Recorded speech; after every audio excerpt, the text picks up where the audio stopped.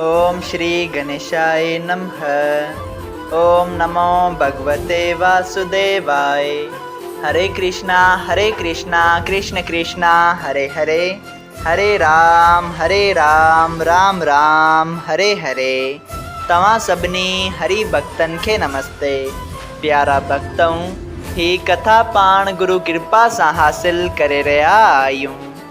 श्री गणपति सरस्वती जो दरे ध्यान करिया थो मां भागवत महापुराण जो बयान, जंहिंमें व्यासदेव ऐं श्री सुखदेव जी कयो आहे श्री कृष्ण लीला जो गुणगान। सभई चओ जय भागवतम महापुराण। प्यारा भक्तों, कल कथा में पाण श्रीमद् भागवत महापुराण साहिब जे नाए स्कंद जे 11 अध्याय जे पहिरें भाग में ॾिठो हो त श्री सुखदेव जी स्वामी राजा परीक्षित खे श्री राम ऐं माता सीता जे विछोरे जी कथा ॿुधाइनि था। स्वामी सुखदेव जी ॿुधाइनि था त हिकु भेरे श्री राम पंहिंजो रूप बदिलाए पंहिंजे राज जा हालात ॾिसण वास्ते निकितो त रस्ते में घणनि ई माण्हुनि जे वातां पंहिंजी निंदा ॿुधाई त श्री राम माता सीता जे मोह में पइजी उनखे पंहिंजे घर में विहारे वेठो आहे, छो त सीता रावण जे घर अशोक वाटिका में यानी के राक्षसनि जे विच में घणो ई वक़्तु रही हुई। अगरि एतिरो को असांजी स्त्री करे हा त असां उनखे घर में गिरण बि न ॾियूं हा। जॾहिं श्री राम पंहिंजी प्रजा जे वातां इहे वचन ॿुधा तॾहिं पंहिंजे भाइरनि सां सलाह मशवरो करे लक्ष्मण खे माता सीता खे वाल्मीकि रखेश्वर जे आस्थान ते छॾे अचण लाइ चयो। तॾहिं लक्ष्मण बानू ठाहे माता सीता खे उते वठी वियो ऐं उते वञी सॼी हक़ीक़त ॿुधायईं। पोइ जानकी वाल्मीकि रखेश्वर जे आस्थान ते रहण लॻी ऐं कुझु वक़्त खां पोइ उन्हनि खे लव ऐं कुश नाले 2 पुट पैदा थिया। सभई चओ जय श्री कृष्णा। अॼु पाण श्रीमद् भागवत महापुराण साहिब जे नाए स्कंद जे 11 अध्याय जो ॿियो भाग शुरू करे रहिया आहियूं। श्री सुखदेव जी ॿुधाइनि था त हे राजा परीक्षित, जॾहिं श्री रामचंद्र अश्वमेध यज्ञ कयो तॾहिं उन पंहिंजो शाम करण गौरव डोरायो, जंहिंखे 7 दीपनि में कंहिं बि न जलियो। आख़िरकार वाल्मीकि रखेश्वर जे आस्थान ते 2 छोकिरनि उन्हनि खे जलियो ऐं जंहिं सां युद्ध कंदे लक्ष्मण शत्रुघ्न भरत हनुमान ॿिया सभु हाराए विया।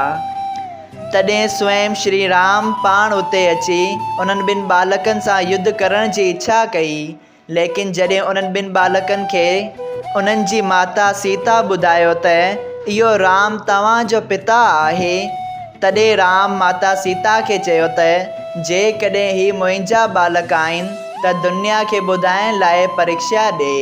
तॾहिं माता सीता चयो त जेकॾहिं आउं सची आहियां त पृथ्वी माता मूंखे पंहिंजी गोद में वठी छॾे। तंहिं वक़्तु धरती फाटी पई ऐं माता सीता उन में समाइजी वई। सभई चओ जय श्री माता सीता। तंहिं बाद श्री राम पंहिंजे 2 पुटनि सां गॾु अयोध्यापुरी में अचनि था ऐं माता सीता जे वञण खां पोइ श्री रामचंद्र ब्रह्मचर्य में रही यज्ञ वग़ैरह कया ऐं 11,000 वरियनि ताईं अयोध्या जो राज कयो। प्रजा खे ॾाढा सुख ॾिना। लक्ष्मण ऐं शत्रुघ्न खे चित्रकीत ऐं सभा नाले 2 पुट पैदा थिया। श्री रामचंद्र पंहिंजे भाइरनि खे अलॻि अलॻि राज जा हिसा विराए ॾिना।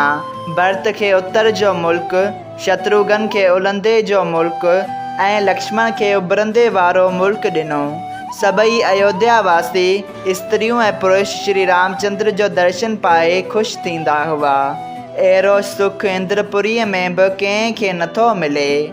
श्री रामचंद्र जे राज में पशु पखी वग़ैरह को बि जीव दुखी न हो। अहिड़ी तरह धर्म ऐं दया सां अयोध्यापुरीअ जो राज करे अंत समय अयोध्यापुरीअ जो राज पंहिंजे पुट खे ॾेई पाण वैकुंठ ॾांहुं पधारे विया।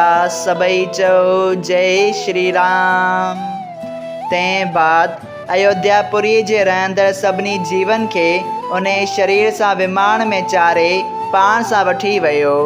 उन श्री रामचंद्र जे नाले वठण सां करोड़े जीव भवसागर पार लंघे वञनि था। वधीक कथा उन जे रामायण में लिखियल आहे। श्री रामचंद्र जे अॻियां समंदर में पुल ॿधण ऐं रावण वग़ैरह राक्षसनि खे मारण को ॾुखियो कमु न हो। हू त हिकिड़ी साथ में 14 लोकनि जी रचना ऐं नास्ती करे सघियो थे, पर संसारी आदमियुनि खे गृहस्थ आश्रम जो सचो मार्ग ॾेखारण वास्ते हिन इहो अवतार वरितो हो। सभई चओ जय श्री कृष्णा। प्यारा भक्तों, श्री रामचंद्र सूर्यवंश में अवतार वठी इंसान धर्म ऐं मर्यादा जे पालन करण जो सबक ॾिनो आहे। सभई चओ जय श्री राम। श्रीमद् भागवत महापुराण साहिब जे 9 स्कंद जो 11हों अध्याय संपूर्ण थियो।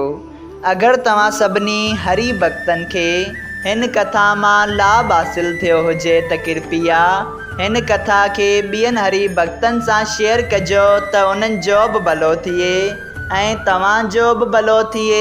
सभई चओ जय सिया राम। राधे राधे।